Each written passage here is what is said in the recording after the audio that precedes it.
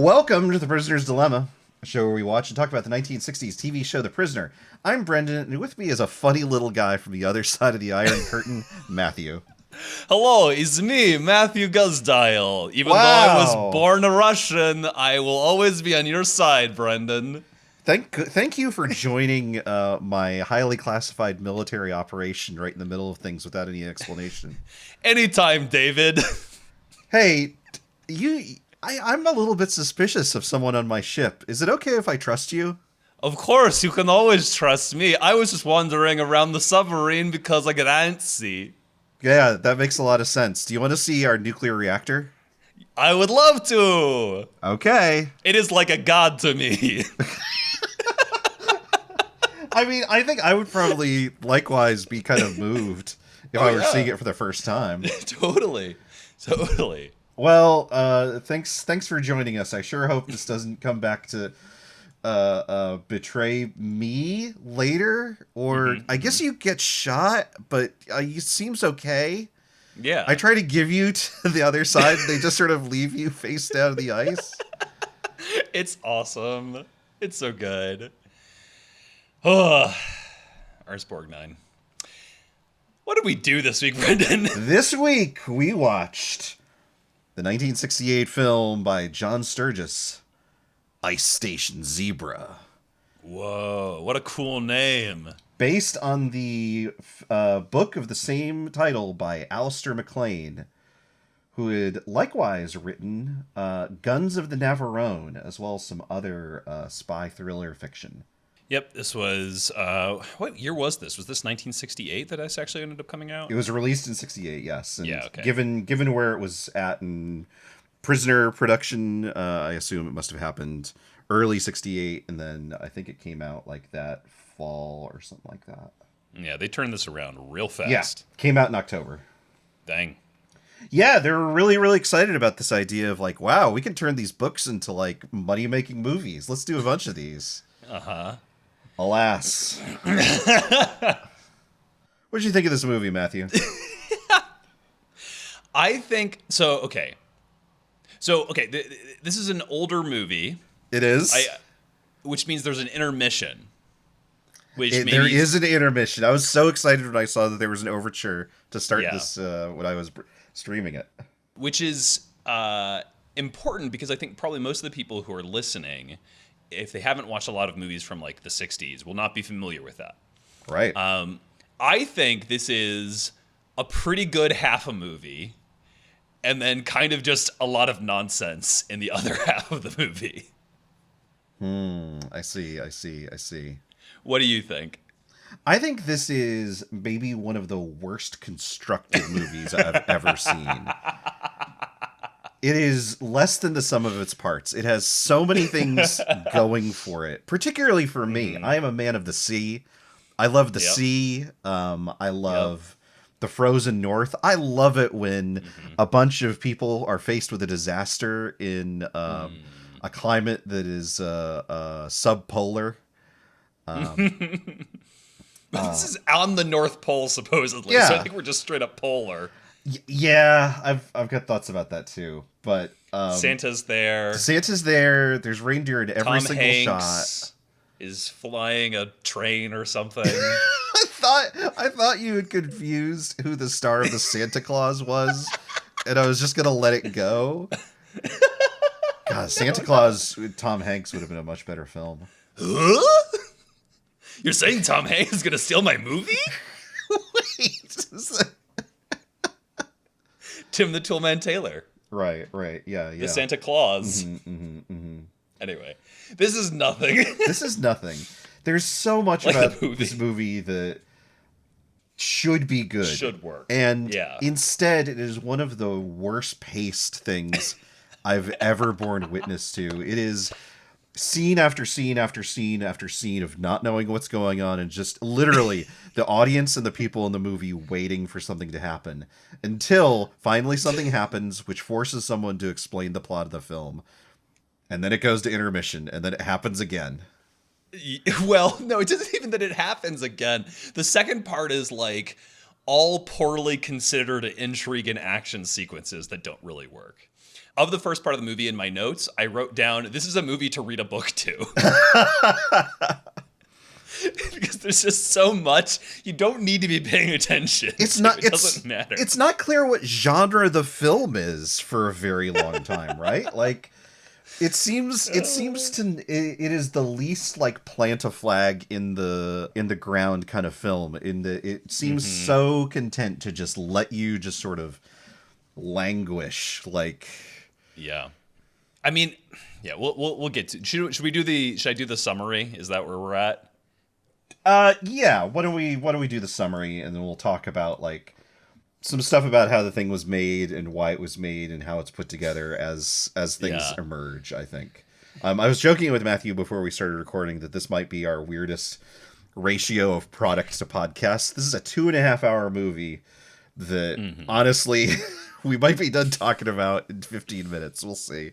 We'll see how it goes. Yeah.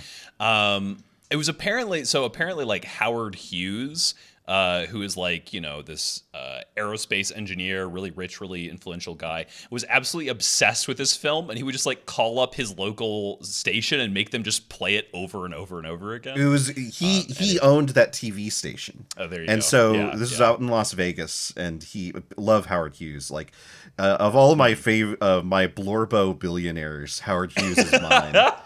Awesome. Can't get enough of that guy. What a freak. And famously actually did seem to suffer from some sort of like mental illness that involved like obsessive compulsive disorder and stuff like that. I see. But also was a deeply eccentric individual.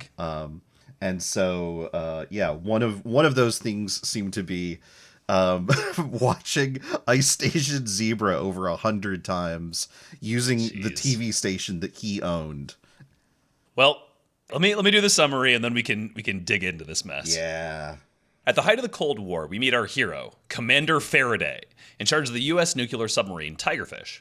Faraday gets a briefing about a joint rescue operation between Russia and the U.S. to save the survivors of some mysterious disaster at a North Pole research station, Ice Station Zebra. However, he's warned of some secret secondary objective related to a British civilian set to join them. Could the secret objective have to do with the satellite the audience saw drop under the North Pole in the opening? Who can say?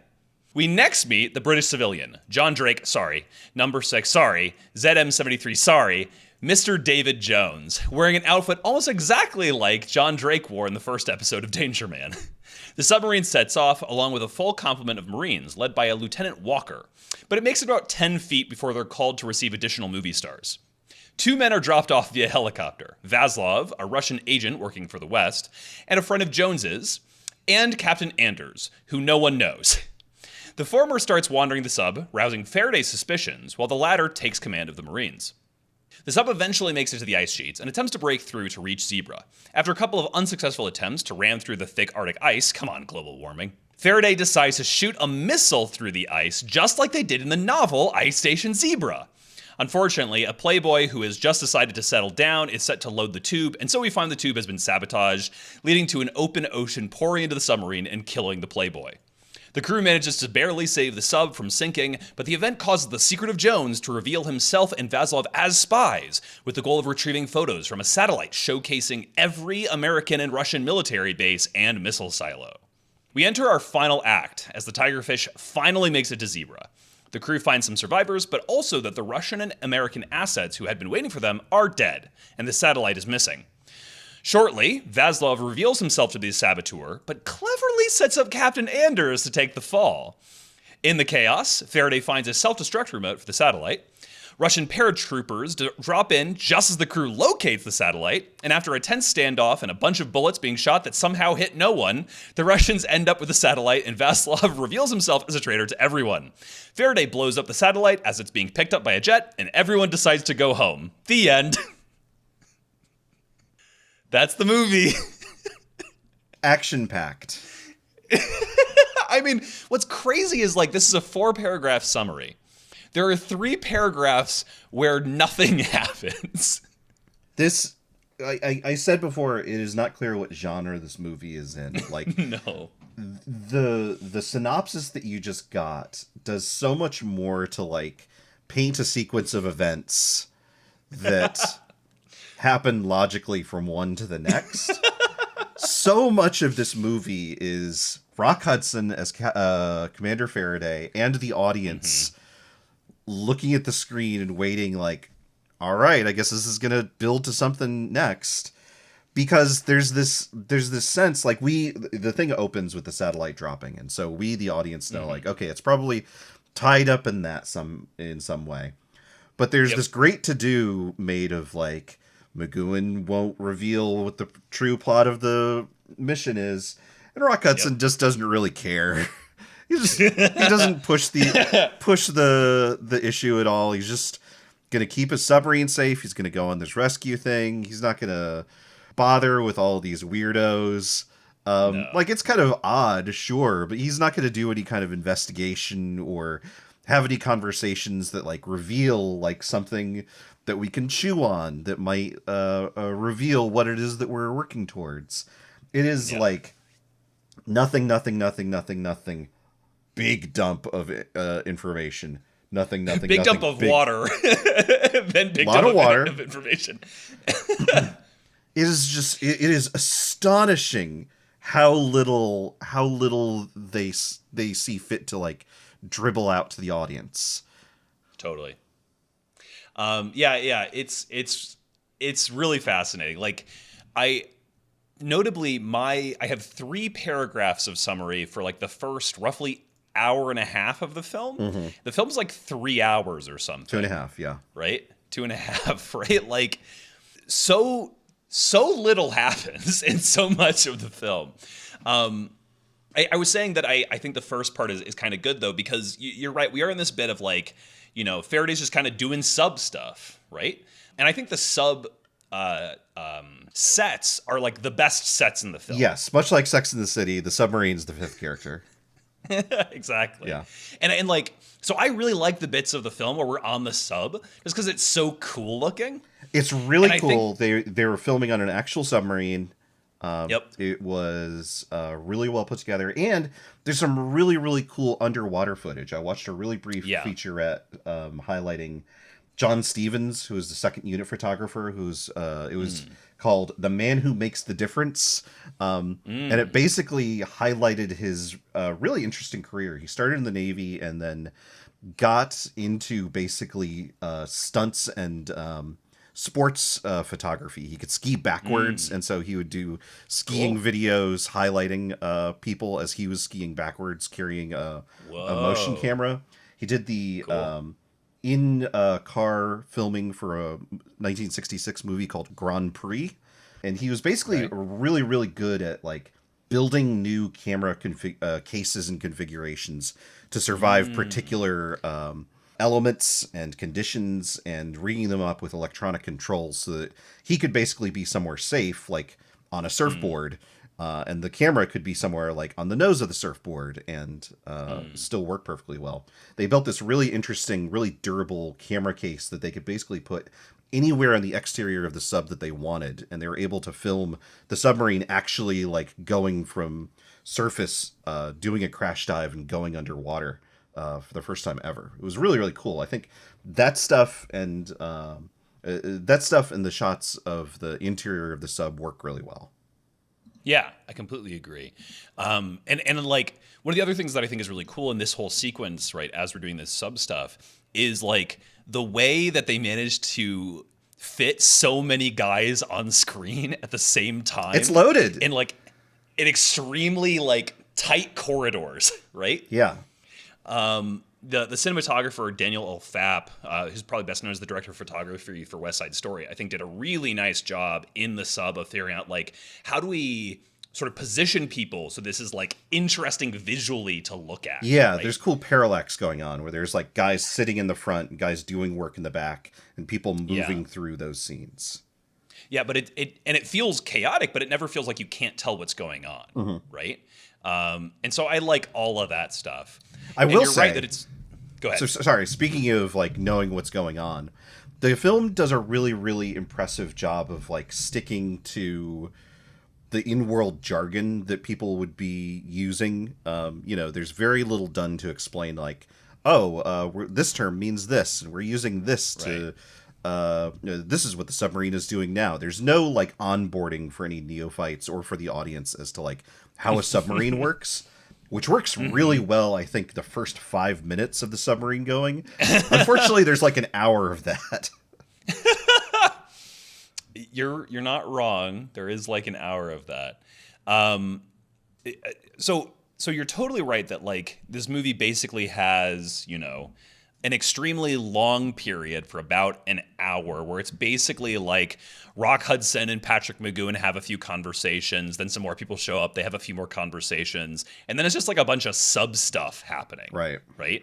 But I think that what that does, and I did write down in my notes at that point, like this is a movie to read a book to, because I might have literally been reading a book in the background while the movie was on. I had to finish a review in time, it's not my fault.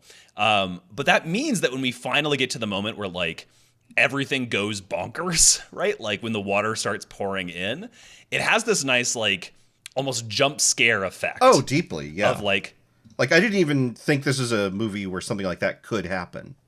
Exactly, right? Like it does a really good job of lulling you into, yes, maybe it's boring, but lulling you into like this sort of relaxed, peaceful state such that when the thing happens and suddenly there's like a wild amount of water pouring onto this set with incredible force, right?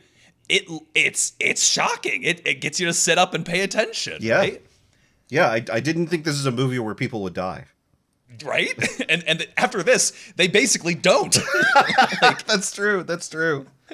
Like, anyway, but like, if it was just that, right? If the movie was like an hour of kind of like slow plotting nothing and then sudden intense violence, that would work for me. Like, I still wouldn't think this was a great movie, but it's all right. Yeah. I can respect it. Maybe. Sure. I think part of the difficulty there is that like I said, I don't think this understands what kind of genre it needs to be. Like, there is absolutely room in my heart for a disaster movie where everything is fine the first 2/3 of the thing, and then it is all chaos from down there. There's even, I would even love what McGoohan immediately turns that into, which is a whodunit of like, you think this is bad. It turns out this was sabotage, and I could prove it to you right now. I thought we were suddenly going to turn into a mystery of some kind. No, that's not what we're doing. Yeah, I thought about in the summary, like just really playing up the Among Us-ness of it. Yeah. Matthew and I played Dread Hunger pretty extensively, which is a Northwest Passage hidden role game where you're basically playing out the events of the terror in the Arctic. But someone among you is Among Us. Is trying to eat everybody. It's so good, and I was like, boy, if this is what that turns into, and like I understand we're not going to get the Patrick McGoohan Rock Hudson cannibalism movie. But if there was like an extremist who was on board who was like, no, I'm going to stop you and I'm going to sink the entire sub in order to do it, then yeah, absolutely. Yeah. That'd be fun. Yeah. That's not what happens. No, that is unfortunately not what happens. We sort of jumped into like the end of Act 1 immediately. Let's talk about this. Let's talk about the people in this. Let's talk about the people. Because we're watching this for a reason. We're watching this because Patrick McGoohan decided to come do this. Good old Patty McGee. What do you think of Patrick McGoohan in Ice Station Zebra? I mean, I think that he's by far the best actor on screen. Interesting. Oh, you don't like him? I don't know that I'd say that, but the entire time that I was watching this movie, I was thinking about one question. Okay. And that is Patrick McGoohan a good actor?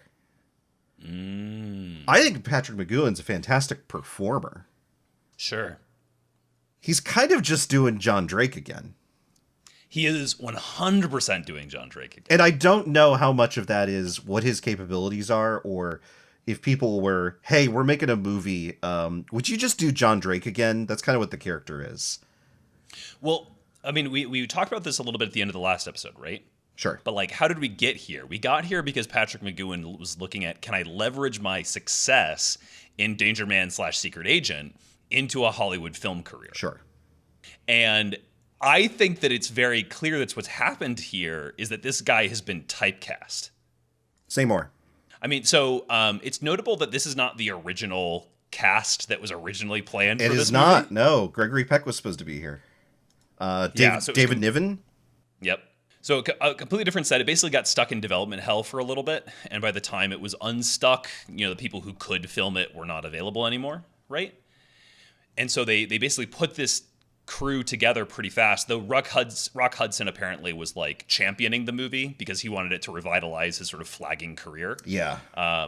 But that means that like they were putting together this cast, the final version of this cast, and by the way, the final version even changes, right? Ernst Borgnine replaces a guy. But they put this film together pretty fast, which means they had to go, who's believable as a British secret agent? Right. And like at the time, who are your options? Patrick McGoohan is probably the first name that comes to mind, right? Probably the guy that is most recognizable and the most affordable. Exactly, right? He has this widespread television success, but he's not a movie star. Right. And so I think it makes a ton of sense that you bring him in for this role. And it makes a ton of sense then that he's been effectively typecast. Right. Right? As like, who do you play? You play spies, right? To the extent where it feels like Identity Crisis, if you remember the first Columbo episode, is then him playing with that. Basically, right? yeah. Like, a further along, darker version of the future of John Drake, but still a John Drake. And like, I think at this point, audience, we have to give Brendan his kudos and say he's the genius. Because like, being typecast means that he is imprisoned in this role. Wow. Right? That's a smart thing to have said. You did say it. Wow. I'm a genius, actually. You're a genius, actually. Right? And like, I think it's so interesting at this point to be thinking about like McGoohan having gone off, having done this, having, spent quite a while filming this movie, being typecast, having to basically be in John Drake again when he left Secret Agent / Danger Man because he didn't want to be John Drake anymore. And then he goes back and he films the ending of The Prisoner. He certainly does. Like, wow, it's all there, right? It is. Yeah. Like, I think, particularly thinking about one of the other episodes between here and the end of The Prisoner, which is very literally a Danger Man script that is adapted to take place in The Prisoner. He's got to be feeling it, right? He's got to be feeling like, well, I guess this is who I am now. Yeah. But, I think that, it's maybe unfair to say that this is a good example of his acting. I think we do see other better examples of his acting, and I have seen him in other things, so I know he has more range than Secret Agent. Totally. I completely agree. But as a performer, I do think that he is like, I mean, Patrick McGoohan is always really good at like being interesting to watch, right? I think so, yes. I think I wish this script gave him more to work with.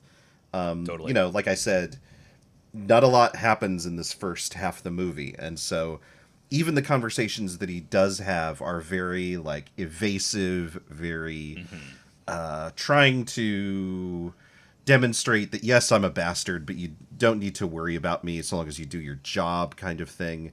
The story really wants there to be this like McGoohan and Hudson are two men who are butting heads, but who must eventually come together in order to beat the Russians. Yes. And so it is framing them as if they are antagonistic to one another, but forced to work together.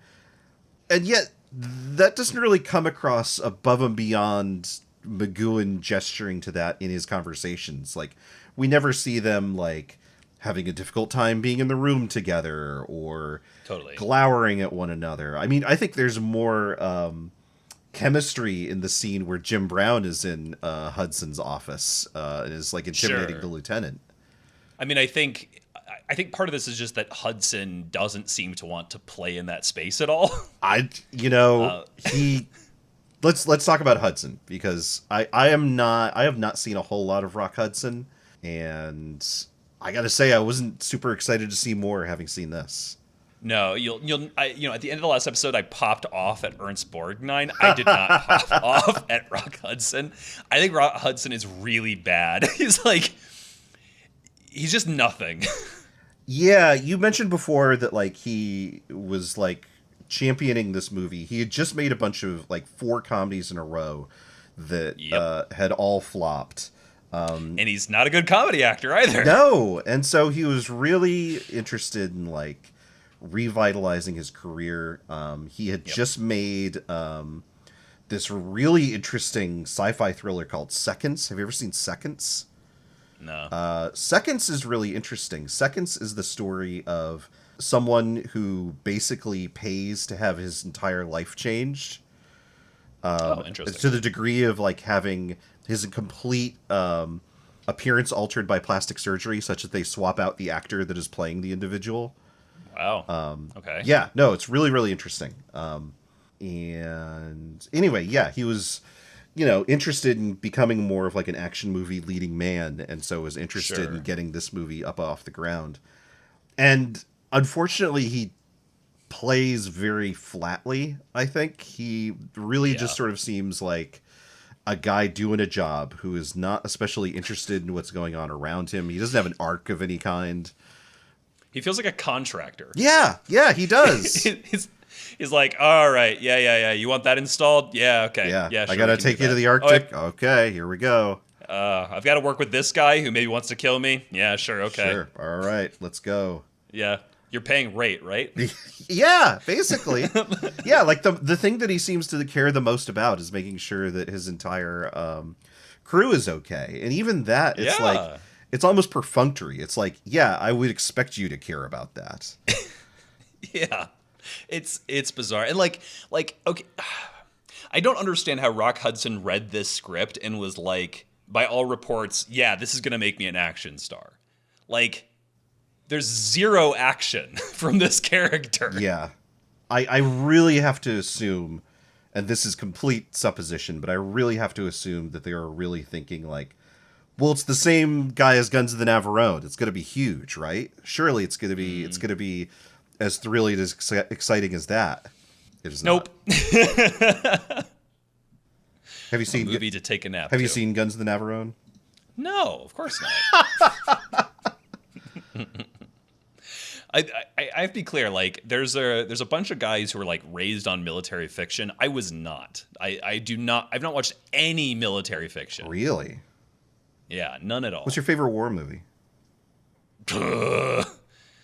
Which war? The Hitler War? Boy. I like Cyrano de Bergerac. That's got a war in it. Does that Sure, count? yeah, okay. Yeah, I like Barry Lyndon. That's my favorite war movie. Yeah. Barry Lyndon is good. Yeah. Look, I'm a stereotype. It is what it is. That's true. Anyway. You are a stereotype. I am a stereotype. And I'm a genius. Yeah, so you are a genius. We've established this. So Rock Hudson, yeah. So just for anybody like me who's not like a big Hudson head, not a big rocker, this is a guy who was in, like, the golden age of Hollywood leading man. So he did a bunch of romances. Classic right? handsome guy with a good chin. Exactly. Secretly gay, like all old Republican. Sorry, I said Republican, but I meant Hollywood. But also he was Republican. He was super Republican. Types. Super Republican. Yeah. Absolutely wild stuff. Yeah.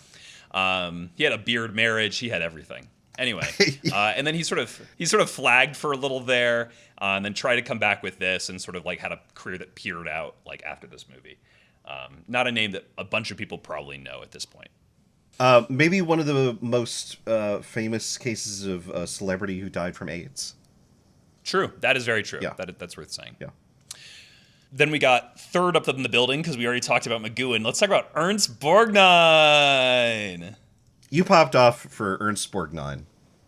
Yeah, I love this guy. Tell me why you love this guy. So Ernst Borgnine has this short, squat guy. It's like a Danny DeVito type. And he's a proto Danny DeVito for sure. But unlike like DeVito, if you throw a gem at at Ernst Borgnine, he transforms into Danny DeVito. He evolves. Yeah. Right. We have to pick the right gem. My Ernest Borgnine doesn't want to evolve, so I'm just going to leave him alone. That's beautiful. Yeah. So Borgnine was really known as sort of like a comedy actor often, right? Like a side character, right? Comic relief type character. Right. He was perhaps most known for like having this really big smile, right? Like big Cheshire Cat style smile, which is on full display in this movie. Mm-hmm. He's so happy to be here. He loves to be here. He loves to be a Russian spy. So he's like the taxi driver in Escape from New York. So people might have seen that. And younger audience probably might know him best as the voice of Mermaid Man in SpongeBob SquarePants. Just for, I think, the first couple seasons, because he passed away, and that show is still going somehow. I don't really understand that. But yeah, he's great. I love watching Ernst Borgnine in a film. He's probably the most entertaining person to watch in this movie. 100%. He's animated. He's interested. He has a range of emotions. Yes. He has a character that has wants and desires. He has a really good villain speech that he they has let a him do. really good villain speech. And unfortunately, I don't think he makes a very convincing Russian. No, he's not Russian at all. No, not in the slightest. This guy's born in New York. Yeah. They should have had him be like, "Hey, it's me, David. Hey, I love Lenin. I'm walking here." Thanks, comrade. I think he's really good, right? He's Italian immigrants, he's classic New York, but I think he's really good in the film. Sure. Then we got Jim Brown. Jim Brown is, I think, potentially now maybe the most famous of our like four leading men, maybe. I don't know if you can quantify that really, but this is a very famous guy. I think it depends on who you talk to. That's fair. Yeah. Different communities are going to think different things about this. Yeah. So he was a football star, right? A football star. That's not what they call them. Football All star. right, Cyrano de Bergerac. Tell us about the great game of football. Yeah. Wait. That's my Cyrano de Bergerac impression. Yeah. Say that again. I can't hear you over your nose. You can't even wear a football helmet. His nose too big. My spouse just messaged me saying "football star?" question mark.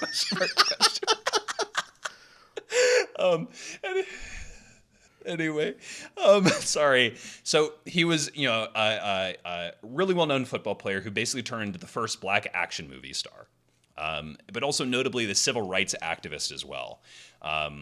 So he was in all sorts of different films. He started acting as a Buffalo Soldier in Dirty Dozen in 1967, right? He was in Running Man, right, in 1987. Spike Lee made a documentary about him, Jim Brown All-American. He facilitated the Watts Truce in 1992 between the Crips and the Bloods. Like, if you're talking about people who've had an impact on culture, yeah, Jim Brown kicks this ass. This guy's huge. He and perhaps the least likely Soviet agent to be on board a submarine. Yeah. He doesn't get a lot to do in this film, and then as like the only black man in the leading, cast, he is instantly killed. He is instantly killed. He's what I will say is he and Rock Hudson should have swapped roles. That would have been great. That would have been very, very good, actually. I think the movie is instantly improved, not fixed, because that third act, it's not great. But like, he is forceful and commanding. He's a complicated character, right? He projects one aspect of himself, but says to Rock Hudson, "This is a lie," right? Right. I need the men to fear me such that they'll jump when they hear me shout, right? Like, really interesting thing going on him. And if it was just those two characters swapped and it was Rock Hudson who comes in, who's kind of like the laid back, yeah, hey, I'm going to lead the Marines. Hey, it's me, Rock Hudson. I'm in a surf movie. And then, you could have had Jim Brown be like, I don't trust this guy at all. This guy seems like a Russian agent. I mean, even that plus the John Drake thinking he's better at this than the black submarine commander dynamic would have been so much more interesting. Yes. Instantly more compelling film. Yeah. But oh well, that's not what happened. So we've covered the main cast. We have. Should we talk about the director maybe? Sure. So this is John Sturgis, or how do you say his name? Is it Sturgis? Great question. Okay, who knows? It's John S. Hang on, we'll figure it out. So this is the guy who did Magnificent Seven, Gunfight at OK Corral, Bad Day at Black Rock, right? He started his career making World War II. Sturgis. Hello, welcome to YouTube Pronunciation. I am here to share interesting and fascinating words with you. Cyrano de Bergerac's here. I am Cyrano de Bergerac, and I am here to tell you the pronunciation of this word, which is said sturgeon. Sturgeon? Oh, this is the wrong video. Sorry. Magnificent Seven. Magnificent Seven, right? Which is a remake of the Kurosawa film Seven Samurai, right? Right. Kurosawa apparently once met him and said that he liked Magnificent Seven, which John Sturgis considered to be the highlight of his career, which is awesome. Do you think Kurosawa was just being nice? Yes. Yeah, probably. If I meet the guy who makes the American version of my extremely well-made, Japanese film, I'm going to be like, oh, yeah, sure, I like this. Kurosawa-san. Whatever. I liked your thing so much, I did it again. But mine. Do you like it? This is, we've seen this same relationship happen so many times. Like John Lasseter with the head of Studio Ghibli, Miyazaki, right? It's the same thing. Jeff Keighley and Hideo Kojima. Yes, very much so. Sturgis is like, Kurosawa-san, can you put me in your next video game? Yeah, I'll have some sperm delivered to you. No. Anyway, so then there's 3 writers on this. So there's Alistair McLean. Just really quick, we're clowning on him. Sturgis made a lot of movies. He made so many movies. He made Gunfight at the OK Corral. He made The Great Escape. He kept making movies started from the mid-40s up through the mid-70s. Something like 30 different films. Yeah, absolutely a wild output from this guy, for sure. Right. And they can't all be winners. He was nominated for 1 Academy Award for Best Director. Bad Day at Black Rock, which starred Spencer Tracy. Yeah. Which is in the Library of Congress, or at least is for now, at time of recording. If you want to see it, you have to go to the Library of Congress. It's the only way. Yeah. Unless you own your own television station, in which case you can yell at them. Yeah, just call in. Yeah. And then there's 3 writers on this, which is, it's always good for a Hollywood film when you see there's 3 writers. The more chefs, the better the broth. The bigger the broth. That's what they say. Yeah. So they gave the original writer of the original novel, Alistair McLean, a credit. Despite, as far as I could tell, he didn't actually do anything, right? He just wrote the original novel. And they had Douglas, I think Hayes is how you'd pronounce that, who was mostly just a TV writer and a director, including directing 9 episodes of The Twilight Zone. And then they had Harry Julian Fink, who's probably best known as one of the co-creators of Dirty Harry. So all 3 of them got together and they came up with this. Yeah. Not much to say on that. So I don't think we need to dig into the plot of this one, in part because there's almost no plot in this dang thing. It's very light for plot for how much episode or how much TV there is, how much movie there is. So we could say very briefly. There's Satellite. Satellite has camera. Has camera. Satellite has camera, yes. Satellite camera takes pictures of military bases. Yes. Crash lands in the Arctic.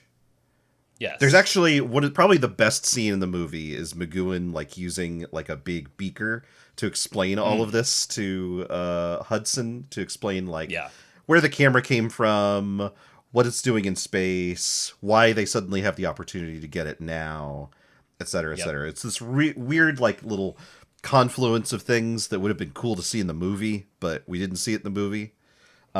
Well, but I think part of the reason we don't see it in the movie is because their miniature work is really bad. Their miniature work is very bad. I think well, hang on. I'm not sure I agree. The submarine miniature work is kind of bad. I think the stuff with the satellite in space is actually pretty good. At like 5 minutes in, when it's like slowly rotating. Yeah. You know. I don't know. This looks like something that happened in Macromedia Flash. Like somebody just tweened a rotation and then it's slowly going down. It's 1968. Okay, but this isn't like 2001: A Space Odyssey. Is it around this time? That's basically the same thing. It's not. Yeah, you're right. At the time they were complaining. Yeah. The critics were complaining about the special effects in this film. Yeah. It's not good. Okay, you know what's going on here? This is the very first thing that I saw in the movie, and I was like, oh, that's not bad. Oh, I see. Your expectations hadn't been destroyed yet. Yeah, that's exactly what it is. I'm looking at a freeze frame of one of the satellite controls right now that has like all the Cyrillic script on it. And there's a little sticker of like a little alien. Oh, here, is there? I'm gonna set. Oh, I see it. Yeah. Oh no, I just found it. Yeah, it's like a little guy with an antenna, like pointing at it, like, that's cute. Face. He should have been a character. Patrick McGoohan's.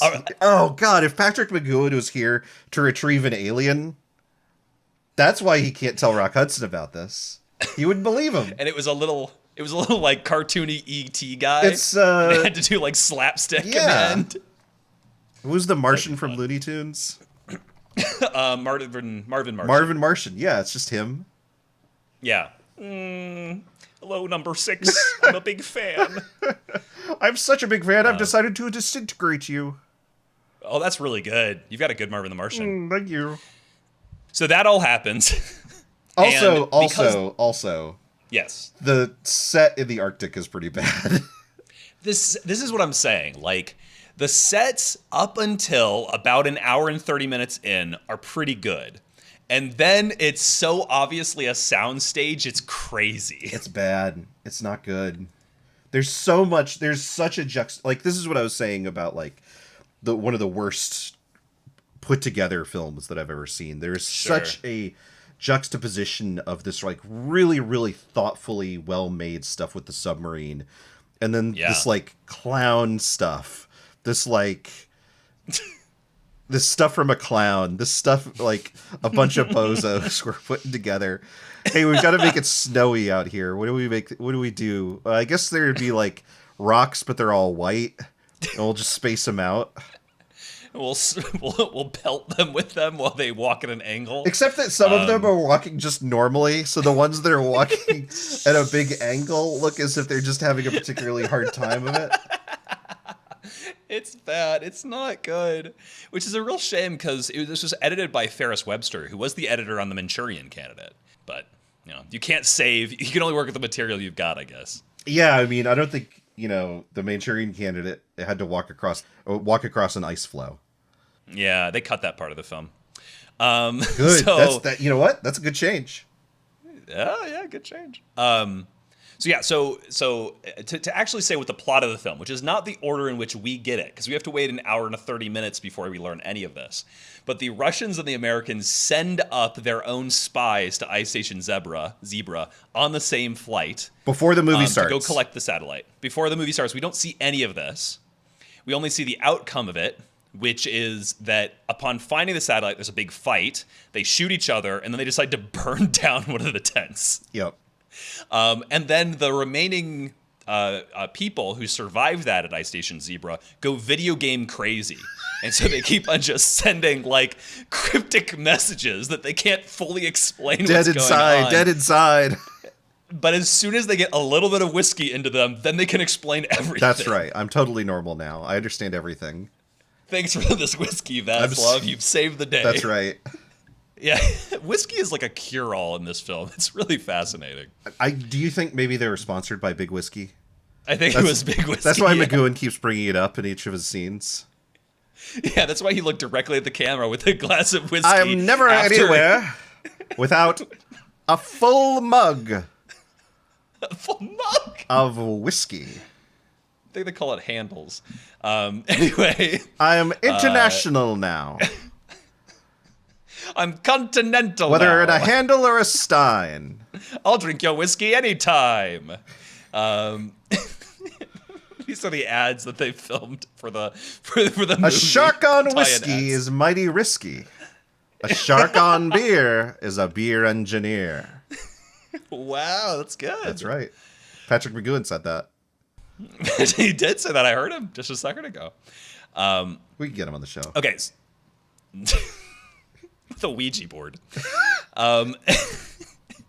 Anyway, so the films, that's the plot of the story, or if you like, the fabula, to use narrativist language. Wow. The sujet, the thing that we actually get to see though, is Rock Hudson supposedly being in Ireland, even though everybody's got an American accent.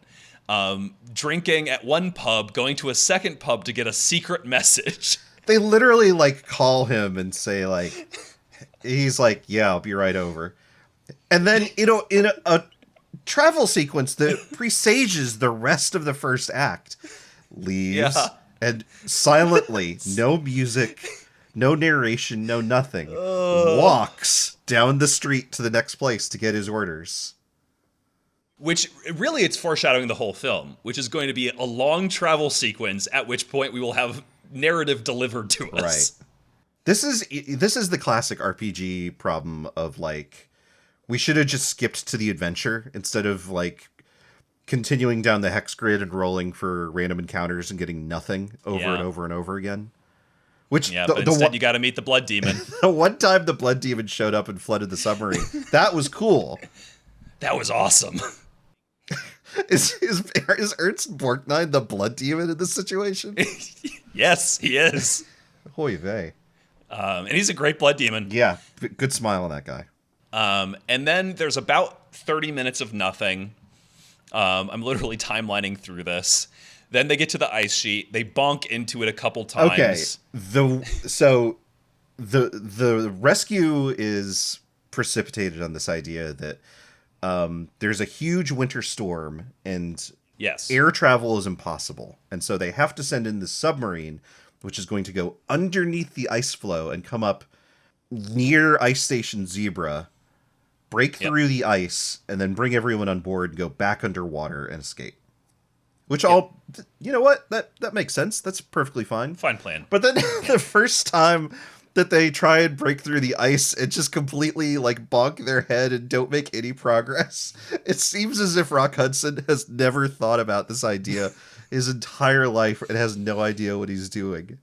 It's like, okay, we're gonna do it again. And there's so much building up to this of them going up, them going down. This friggin' submarine goes through this whole sequence over and over and over again, and it plays the musical theme to the movie over and over and over again every time the sub begins this whole sequence. And so you've gotten into this rhythm of all right, nothing's happening, but it sure is happening a lot. And then finally, it's we've made it. We're going to do the rescue. Bonk. Oh, no. Yeah. It's very strange. It's very silly. It's very silly. But it's played completely, straightforward. It is. And then they're like, okay, now we're going to try this extremely dangerous thing. We're going to shoot a missile through the ice. Now, to be clear, they have already established they don't know the precise location of Ice Station Zebra because it's on an ice floe which moves.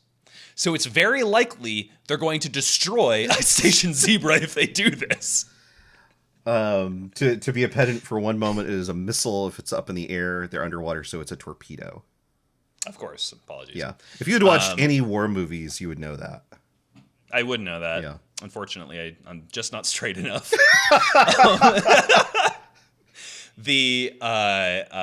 So that this is their solution, and the build up to firing this torpedo is so, like, this is where the trope is from, right? Of this guy being like, oh, gee, I know that I've been a playboy this whole time, but I'm so excited to go meet my wife and settle down right after this. I've just got to load this one torpedo, and then I get to retire. And then That's right. That's right, little Johnny. It's your last day here on the job. You'll get to go be married and have your 2 children that are right there waiting for you in your future. Your nuclear family is at home waiting for you. They and the president are so proud of you. Oh no, you're dead. So you're deader than Murray anyone Road. has ever been. You so were dead before you were born. It is shocking. It's a moment that totally works, Yes. right? In a film with so many scenes that don't work, this is a scene that works. It does. Right? And it's tropey, but it plays into it, and it works. It works so well. I could see 7 death flags on screen and didn't think he was going to die. Right? It's incredible. So this is Murray Rose, who's playing Lieutenant George Mills here. Mm-hmm. He was a 6-time Olympic medalist from Australia For what? for swimming. Oh, okay. That makes sense. And then he briefly tried to do a film and TV career. So he'd just done a 1964 surfer movie called Ride the Wild Surf. Yeah, of course. I've seen that. And then he just sort of like goes back and doesn't become an actor anymore. But he's fine. He does a good job in this one scene. Yeah. So we get to this bit, and this scene of them dealing with the sprung a leak, the sub has sprung a leak, is, I think, the best sequence in the film. It's so much water, and it is so... It's so scary. extraordinary, and the degree to which everyone treats it as the emergency that it is really well done. Yes. So the difficulty is like 2-pronged. One, there's the immediate threat of these people are trapped in a compartment that is flooding. Yes. The second part is the sub has now taken on a bunch of water weight that it wasn't expecting to have, and is suddenly like plunging a massive distance underneath the surface of the ocean. Yeah. And, we've got there's some great bits here of like using the depth ticker to like show us how bad things are going, right? Mm-hmm. There's some cool bits with like the engines like being pushed into the red. Like there's literally, you get to see it being pushed into the red to try to like stop it from, dying. Yeah, there's some good visuals to communicate like why things are going so badly. Yeah. They start trying to flood the room that the sort of 2 rooms right next to this torpedo bay, right? So the torpedo bay itself, and then like these bunks where they have all the other Marines, they start flooding those with air, which is, extremely painful because it's suddenly like the air pressure is increasing by a wild amount. So you just have, Ernest Borgnine screaming his head off, which is great. Yeah, there's a cadet in the Marines who is visibly like about to completely lose his cool as this is going on, which I think works really well. And you get then Lieutenant Walker, who was introduced earlier as sort of like this, kind of relaxed commander of these Marines, right? Who then we immediately have Captain Anders showing up to like get the people into shape, right? But he like shows up and he manages to calm this guy down, and Captain Anders sees this. So there's like a little bit of like, oh, we've got like an arc going on here almost, right? And also Lieutenant Walker looks like he could be my cousin. Oh, cool. Like he looks very much like he's in my part of the family, like my mom's side of the family. It's just wild. I'm bringing him up. If you look at me from the side, you can see we have very similar sort of profiles. Oh yeah, a real Cyrano. He also kind of looks like a young look at that. Right? I was like, wait, hold on. Is this guy related to me? He's not. But he looks like a young Gene Roddenberry as well. Yeah, I could see that. Anyway, so that was just a funny thing for me personally watching this. And then, miraculously, basically, the sub starts slowing first and then slowly moving back up, right?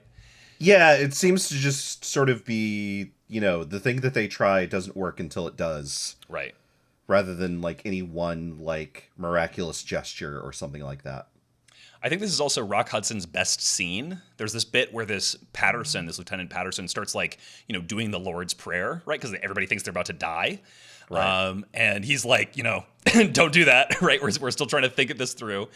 And then afterwards, when Patterson thanks God because they're rising, he says, "Thank God, Patterson, and I'll cover the electric boat division. That covers us either way."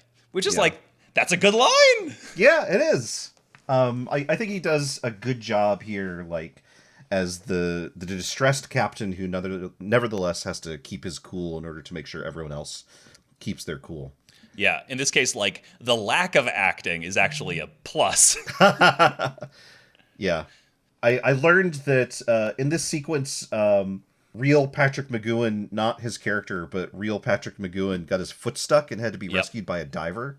Yeah, I saw that. The only source for that seems to be his obituary, but if it's there, it seems to be true. It's also the case because, of course, you never lie about someone who's just died. No, famously. Also, if this was the sub that this sub was based on, its maximum depth would be 700, not 1,200 as they get to here. So they basically would have been crushed like a bug, like several hundreds of feet back. Yeah.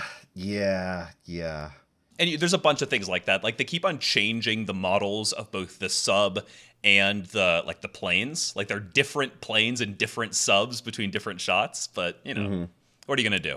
Complain about it on a podcast. Oh, okay, cool. Hey, we're there. Yeah. Nice. That's right. That's checked.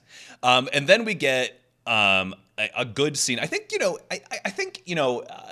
Rock Hudson doesn't play into it, but I do like each one of the scenes where it's like him and Patrick McGoohan together. Yes, I just wish they went anywhere, you know what I mean? I get it. Like, no, for sure. Rock Hudson never, like, changes his behavior or even, like, deepens his relationship. Like, we don't even get a scene at the end of, like, when you first came aboard, I thought you were a bastard, but now I know you're a heroic bastard at the end. There's no... Yeah. There's no... They don't come to no understanding of one another or anything like that. It's just sort of, like, two men who happen to be in the same place. They might as well be... I don't know, just passing through, like, different bus stops. I think the reason we don't get anything like that is because we don't get any sort of denouement. No! Everybody, I said in my summary, everybody just decides to go home, and that's the end of the movie. Yeah, we get a stronger, like, parting conversation from Patterson and the Russian colonel, just because they happen to be the people that are speaking in the final scene, right? Yep. But here is where we get, Patrick McGoohan laying out about half the plot, and we'll get the other half of the plot once you're actually at the soundstage. Right. But you get your classic Patrick McGoohan hitting the table really hard all of a sudden, right? Classic McGoohism. McGoohism is... maybe not. Maybe not that one. No, you know what? I'm coming around on it. And then pretty much immediately, as soon as we actually managed to break through the ice, because apparently this is all we needed to actually find some thin ice and break through. The intermission starts. That's right. And then it's the worst part of the movie. For the last hour. That's not true. There's some good scenes in here still. But it's even more uneven than it was earlier. It is quite uneven, yes. So we get an extended sequence of them, like, marching across the ice. And there's a lot of bodies. There's all of the Marines. Yep. There's the 7-person rescue teams. There's, like, upwards of, like, 15 or 20 people, like, heading off to the place. The sub is forced to, like, resubmerge because the ice plates are, like, converging. And so that winds up working to their advantage anyway, because they move the sub closer to where the actual place is. Yep. So you can load the survivors on more easily. Some people briefly fall in a hole. This doesn't matter at all. They were just like, ooh, it sure has been boring for a little bit. Let's get some action on screen. I was really, again, I love it when people are trapped in the polar regions. Yep. Falling into ice crevasses is terrifying, and there's almost no hope of rescue. And I was really hoping... We'd lose a few people. We just lose a big chunk of people to the natural terrain here. And no, that doesn't happen. Everyone manages to make it out. If they had managed to do a thing where, like, for the first hour and a half, basically one guy dies, and then for the last hour, like, it's just an exponential increase in death. Yeah! That's would be a more interesting film. Everyone dies and you have to eat the dogs. That's what it's like when you go to the ends of the earth. It sucks. People don't belong there. It does suck. They do not belong there. It's true. If people are interested in how merciless the polar regions of the world are, mostly the southern one of those, I heartily recommend listening to the podcast Ice Coffee, a history of human activity in Antarctica.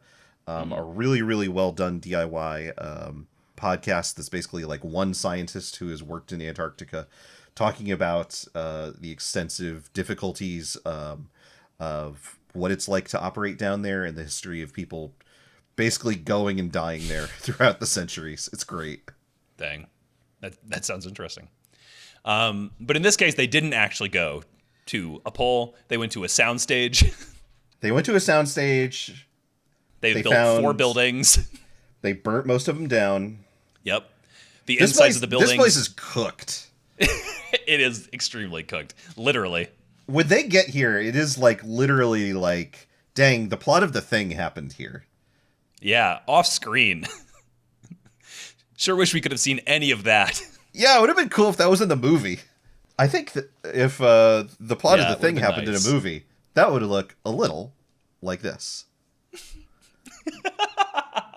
If we had gotten like imagine a version of the film. We've done several of these already, but I'm going to keep doing them. Imagine a version of the film where we're cutting back and forth.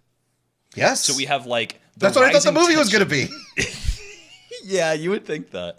The rising tension there, and then like the sort of werewolf style. 2 of these people in the room know that they want to kill each other. The rest of the people in here don't. Like that could be good. That'd be really good. They could even do a fun thing, right, of revealing, like, ending that part of the film as the, tigerfish gets to the ice station zebra, only for us to figure out that they weren't happening synchronously. This had already happened in the past before they even set off, right? That'd be good. That'd be really good. Oh, well. They should let us make movies. They should let us make movies is the thing. We're clearly better at it than them. Yeah. Based on nothing. We do all that, and there'd be some songs. Oh, yeah, definitely. Yeah. So then there's a lot of, like, searching this place. There's a lot of nothing until we get the big reveal. The big reveal. Credit them. Yeah. Is the villain. It's true. I really like this whole sequence with Ernest Borgnine, like, first knocking out Patrick McGoohan from like around the doorway, so he can't see him. McGoohan thinks he's alone, and he opens the fuel tank of the basically like the sledge, because it's like one of the only places that he hasn't looked, and he's trying to figure out, all right, if I was here and I was desperate to hide this stuff somewhere where the other agents couldn't find it, where would I put it? So he opens this up, and sure enough, he finds a handgun inside. And he finds a detector inside, this little like MacGuffin that will help him find the MacGuffin's location. Yep. As soon as he's found this, he's knocked out by a crowbar from an unseen assailant. And it turns out it's Vaslov. Yep. But Vaslov is discovered by Anders, played by Jim Brown. And so Vaslov basically is like, has the gun on him, and is like, okay, put down your gun, which I don't know why he would agree to that. Maybe because he doesn't want him to like destroy the goods or something. Who knows? Maybe that's dangerous. Doesn't really matter. He does it. And then he says, and now pick up the crowbar and hit me. And kill me. And kill me. You're going to try to kill me, right? Yeah. And Anders, correctly figures out, oh, you want me to come at you like I'm going to kill you so you can like peg me for this. Right. And he says, yeah, you got it. This is still your best shot. Yeah. You might be able to get me. I'm just little old Ernest Borgnine. You're Jim Brown.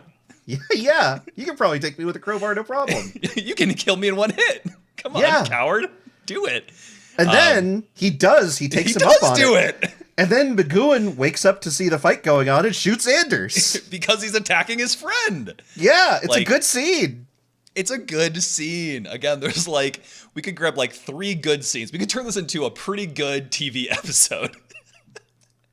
That really is truly it, right? Like, it's when you think about what is going on here, it is just ill-equipped for the format, I think. Yes. It's like, this doesn't belong in a 2.5-hour movie. This doesn't belong in like a 90-minute movie. This needs like some space to like broil. You know what I mean? Yeah. Or it needs to be something that is much more like spies, guns, thriller, and gets in and out. But the other cool thing this scene does is, at least for a little bit until we sort of drop it, it produces this really fun bit where the audience knows what the situation is, but the characters don't yet know what the situation is. And we can play with that tension, right? Right. And there's some good bits here of like when they find the satellite and the Russian paratroopers come in, right? Rock Hudson, Commander Faraday, it's very silly, but it's there's just so many Russian paratroopers. It's so many, it's wild. He says he has 100 men. They paratroopered in 100 men. Yeah, right. There's like 20 on screen anyway. Vaslov is the one who's like got to do all the interactions with the satellite, right? And so as the audience, capsule.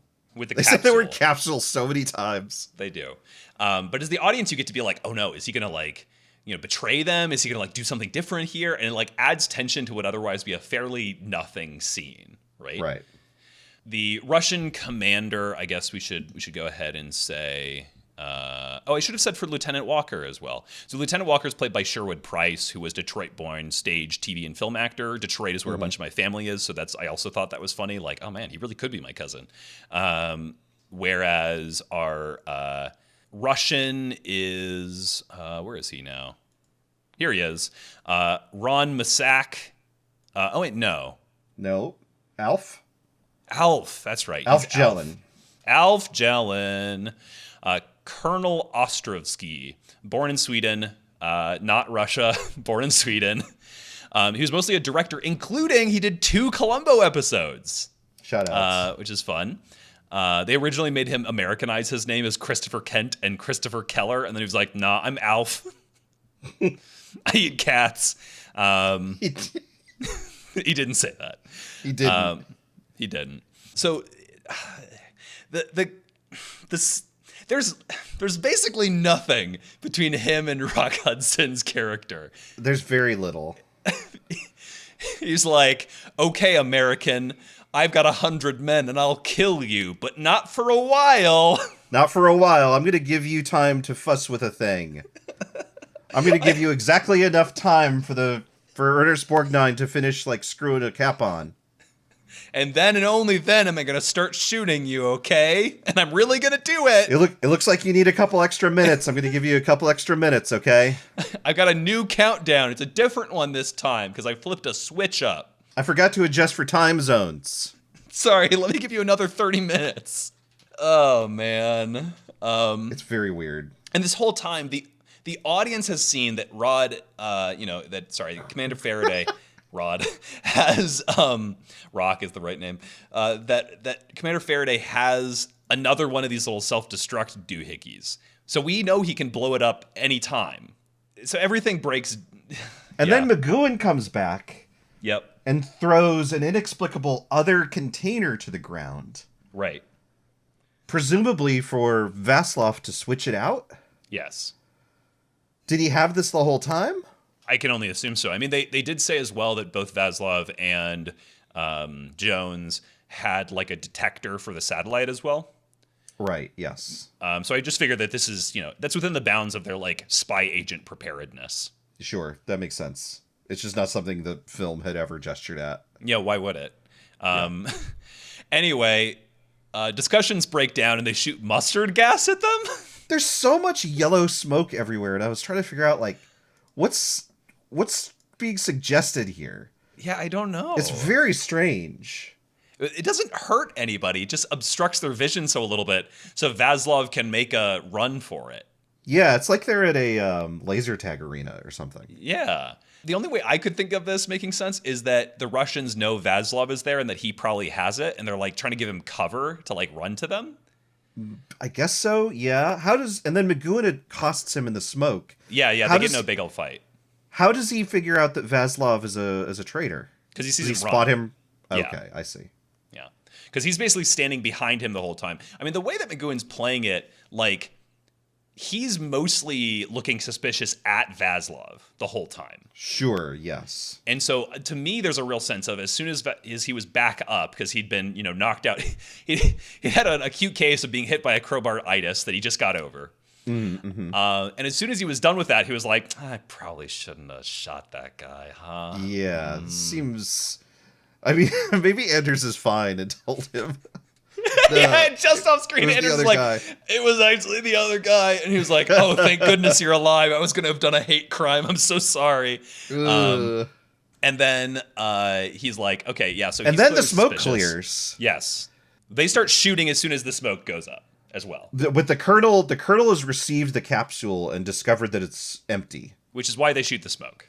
They shoot the smoke. Vasilov gets shot, runs for it, gets in a fight, gets shot. Yep. Then Rock Hudson, for whatever reason, says, hold your fire. Instead of shoot the Russians. I mean, he's been trying to say hold your fire literally the whole time. Like, Rock Hudson has never been on a let's get in a fight here, which makes a lot of sense, right? We have to remember at the time, like, this is the height of the Cold War, right? Oh, totally. Yeah. And any obvious military interaction, like, this is why the end of the film works at all. Sure. Like, any obvious military interaction between these two sides could lead to nuclear war. Right. Mm-hmm. And so there's a real incentive from both guys to, like, not have this escalate, to, like, just be okay with, let's just go home with this. Right. Sure. But they are shooting. There are 100 people shooting them. But no one's been shot somehow. Like, I guess so. Yeah. They're like, all stormtroopers. If he knows that not a single person in the smoke has been hit with a bullet, then he's good to shout, hold your fire. He's got it's the only way it makes sense. He's got his HUD up and he can see everybody's numbers. Oh, I've still got 100 out of 100 people. That's great. Yeah. Yeah, I guess this is fine, actually. Stop dots. I'm going to use VATS. Anyway. So they end up giving him, he ends up getting the container. The Russian gets the container. Yeah, the colonel's like, okay, you had your fun. Give me the real thing. They give him the real thing. Yep. And then Lieutenant Walker shoots him anyway. Shoots at him anyway? Well, so he first is like, I'm going to need you to put that down because I'm Lieutenant Walker and I'm going to do a big hero thing. I'm going to be Captain America. And Rock Hudson is like, no, son, don't do this. Don't be Captain America. I have a plan. And he's like, I don't care about that. I'm setting my machine gun to auto, so even if you shoot me, you'll be shot too. It doesn't work, and he gets shot. It doesn't work. He gets shot, but maybe doesn't die. It's ambiguous. It seems like he's going to be okay. Everybody in this film is going to be okay. No one dies. It's true. But the one playboy. Yeah. So he had it coming because of all the premarital sex. Yeah, it's true. It's his punishment. Kissing. Premarital kissing. Yeah, now he's in hell. That's right. So they hook up the capsule now that the Russians have it. Do you think if you go to hell, then you have to, like, deal with the fact that people that went to hell in olden times talk super different from the way that you talk? Sure. So, like, even if you speak English, it's still hard to understand them. Yeah. Do you think you can learn a new language when you're in hell? Do you think you're possible to grow and change while in hell? Let's make an entire NBC sitcom about this called The Good Place. Anyway, so then Rover shows up in the film. We get our Rover cameo. Hi, Rover. It's an air balloon. That's true. Rover does show up. Rover's in this. It's so cold. Patrick McGoohan immediately has a PTSD flashback. They send the capsule up for a plane to grab. This is based on, like, a real life thing that actually happened during the Cold War, where they did these sorts of pickups like this, including of people with skyhooks, which is crazy. I believe you're talking about the Fulton surface to air recovery system. Yeah, that's wild. Yeah. That's wild. Yeah. Anyway, Rock Hudson blows it up. That's right. There was a bomb attached to that surface-to-air balloon that was lifting a bear up into the sky. He kills Rover. Blew it up. It's so sad. That's why Rover doesn't show up in The Prisoner anymore, because he died off-screen in Ice Station Zebra. He was also away filming Ice Station Zebra. I wanted to be in the movies! Patrick McGoohan says, all right, I'll be in your film, but only if I can bring my dog. Anyway. And the Russians What did I say? When you go to the Arctic and the Antarctic, everyone dies, so you have to eat the dog. That's true. That was foreshadowing, audience. So the Russians fine with this. Yeah, they're like, well... Let me do the calculus real quick. I could kill all of you easily. I have 100 men. But if you only have 99 now. But if I kill you, I'll probably get in trouble, even though I've said to you, my nature is I love to kill people. I have a violent nature. I love killing. I can't get enough of it. I do it all the time. I'm a big fan of Hannibal. Have you seen it? Anyway. Anyway, smell you later. Sell you later, guys. We're going to wait here for the jets to pick us up. As I leave, Patrick McGoohan's going to say something sinister. There's going to be a weird musical tinkle to make us wonder whether or not he's a Russian plant. Will that go anywhere? No. I don't know. And then we get what I think is the only like clever part of this movie, which is the news report version of this that we get. Because word received: ice station Zebra survivors rescued Russian paratroopers, an American nuclear submarine in heroic mission. Government spokesman for the two great nuclear powers cite this as a further example of international cooperation. Yeah. So that all happened. The end. No moral. No more. I mean, it is nice that they're like, if you think about watching this at the time, right? Yes. You're seeing news releases that are not unlike this, right? And it's a fun bit to be like, well, what if all those news releases you see that are sort of like sugar-coated actually have like this kind of thing happening behind them? Sure. Right? It's kind of a fun idea.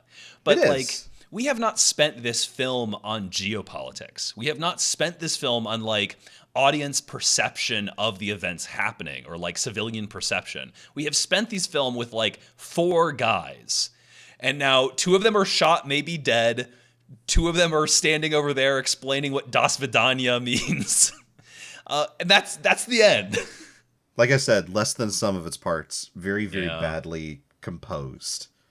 It does not know what it wants to be. It just knows that it wants to be a movie. And so it has thrown a bunch of like movie-shaped things into it without considering what the final shape of the thing is.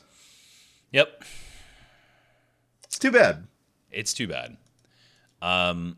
There's a few other cast members that I didn't have a chance to call out that I wanted to just mention, just because I think there's some interesting things going on there. So we had Ron Masak, who's just like he's playing as Paul Zabrinsky or something. I don't know how to pronounce that. Sorry, I'm not Polish enough. Sorry, but he's one of like the guys they rescue. And we'd also seen him. He was the taxi driver in that Columbo episode that we watched. Oh, that's cool. He was also the sheriff Mort Metzger in Murder, She Wrote, which is fun. I've never seen Murder, She Wrote. It's good. It's pretty good. It's not Columbo, but it's still a fun time. Then what I think was most interesting is we have Jonathan Goldsmith, who plays a Russian aide. He's the Russian aide in like the background of like that whole ending sequence. Mm-hmm. He was credited as Jonathan Lippy. And Brendan, he is the most interesting man in the world. Say more. From the commercials. The most interesting man in the world.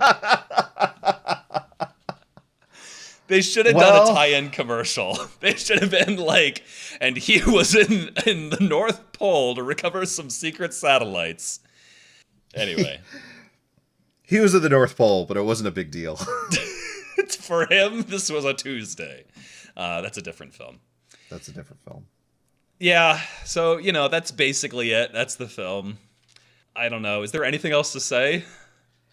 I mean, put yourself in Patrick McGoohan's shoes here. Okay.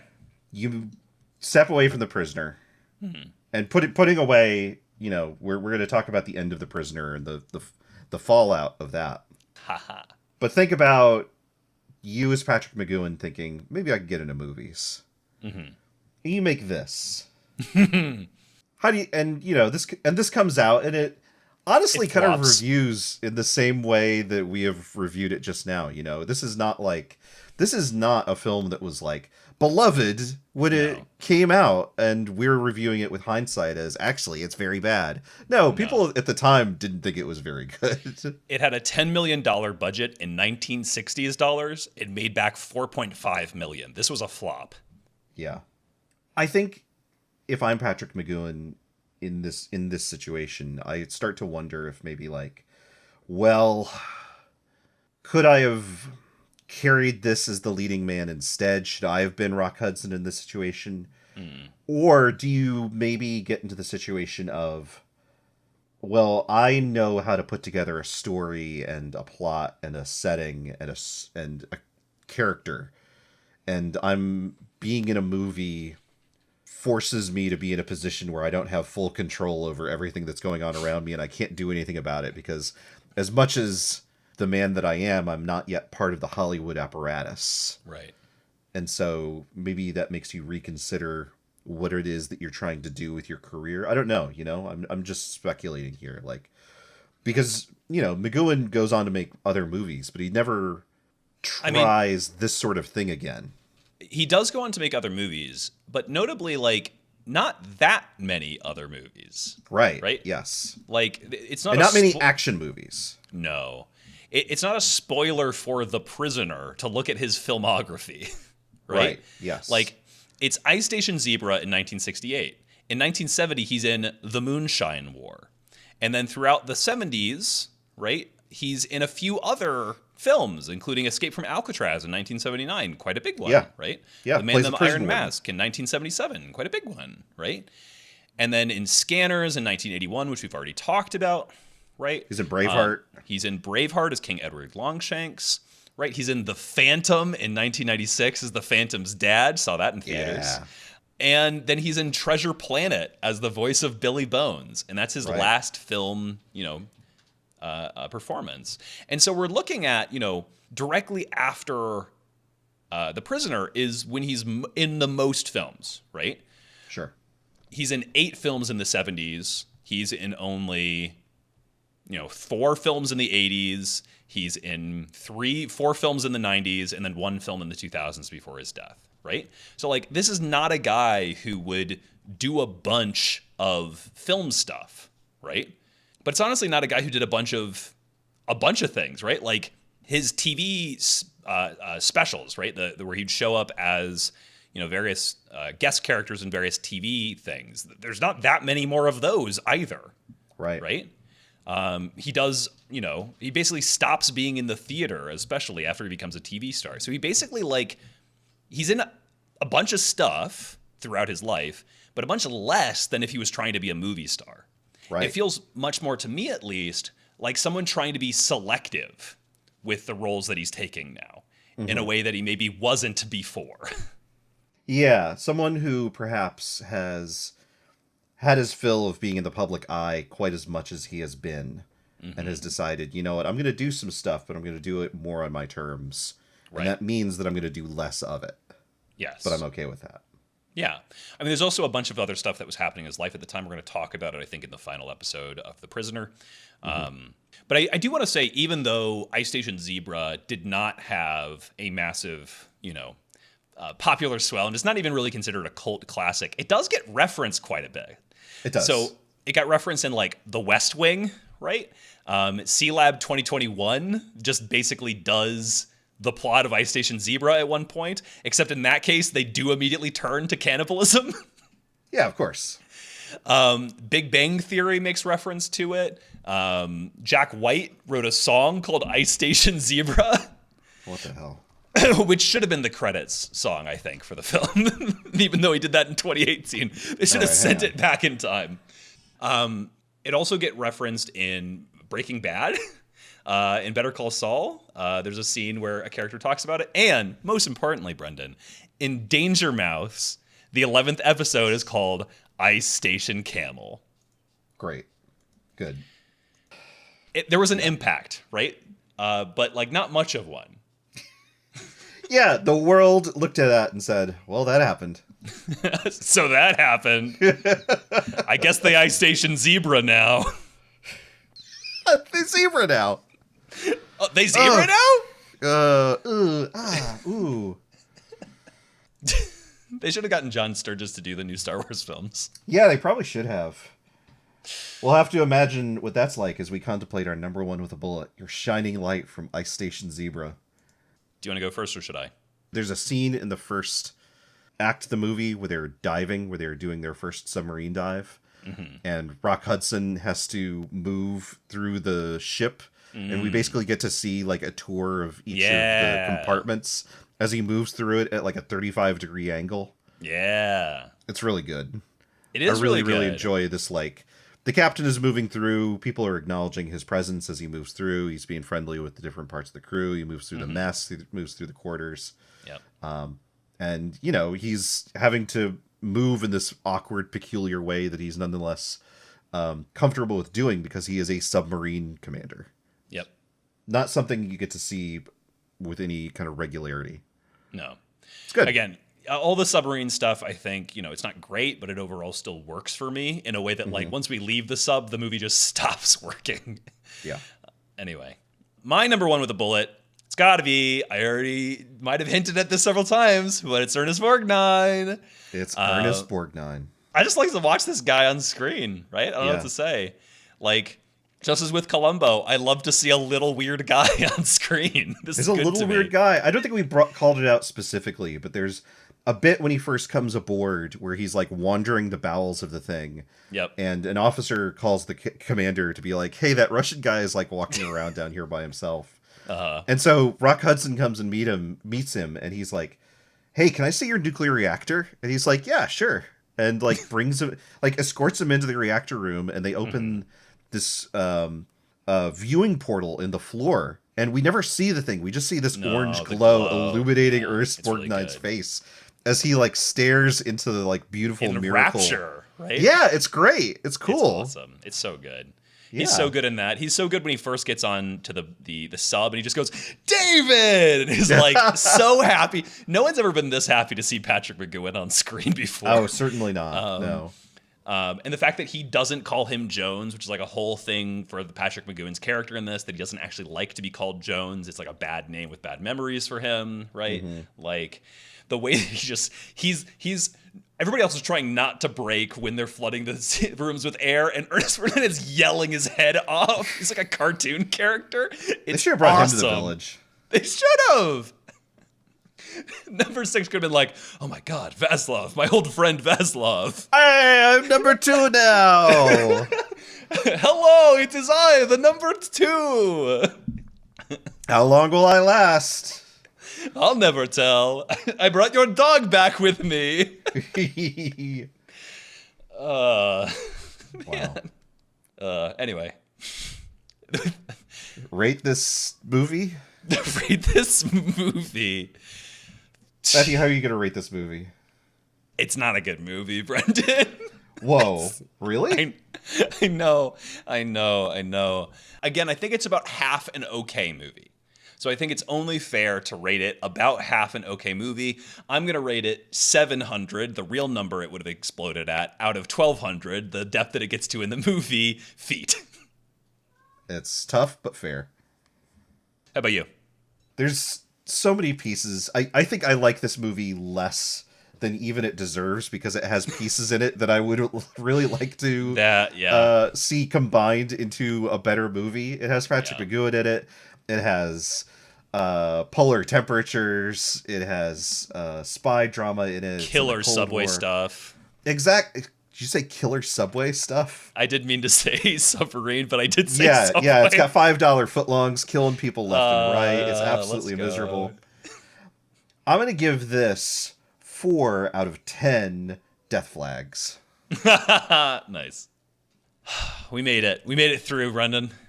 We, more than anyone ever before, have watched Ice Station Zebra to cover the career of Patrick McGoohan.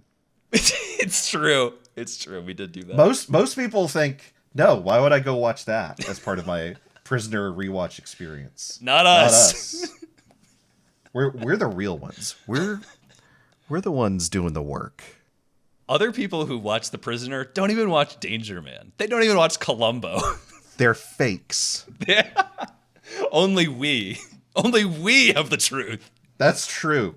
There's insights in here that unlock all of the readings that you need to understand what The Prisoner is all about. And that's going to be the most clear it's ever been as we go to our next episode. Our next episode, when we go back to the village, when we finally put aside the cares of the Cold War to go back to the world of Dr. Seuss style spies. Yeah, that's definitely what's going to be happening. It's definitely, there's no connection with John Sturgis being most famous for Westerns and the episode that we will be returning to.